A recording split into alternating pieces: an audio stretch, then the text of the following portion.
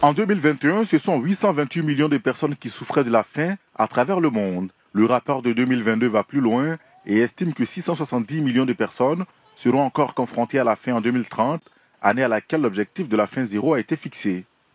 Cette situation s'explique par les nombreux conflits, la pandémie de la Covid-19, le changement climatique et les coûts de la vie liés à la crise russo-ukrainienne.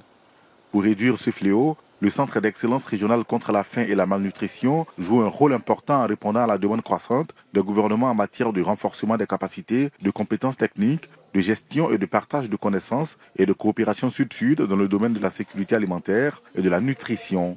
Le premier responsable de l'institution a dressé le bilan des activités menées en 2022 au cours d'une rencontre tenue à Abidjan. Dans cette crise, nous avons vu avec le retour de cet appel à la souveraineté alimentaire, il faut qu'on valorise les produits du terroir, il faut qu'on valorise les savoir-faire locaux, mais qu'on puisse aussi les disséminer.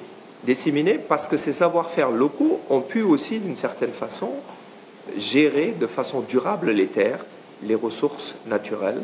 Et c'est important que nous soyons respectueux de l'environnement. Le CERFAM veut être un catalyseur des bonnes pratiques et des solutions innovantes contre la faim et la malnutrition en Afrique. L'institution multiplie donc les efforts pour soutenir les gouvernements dans leur lutte contre ces fléaux. En 2023, elle compte se focaliser sur la sécurité sanitaire des aliments. Il faut redoubler d'efforts pour mieux coordonner nos actions, fédérer ces efforts, mutualiser les besoins des uns et des autres, et coordonner avec des investissements massifs pour atteindre le bien-être des populations, le développement du capital humain. Lancé officiellement en mars 2019, le CERFAM est le premier centre d'excellence du PAM en Afrique après les expériences de l'institution au Brésil et en Chine.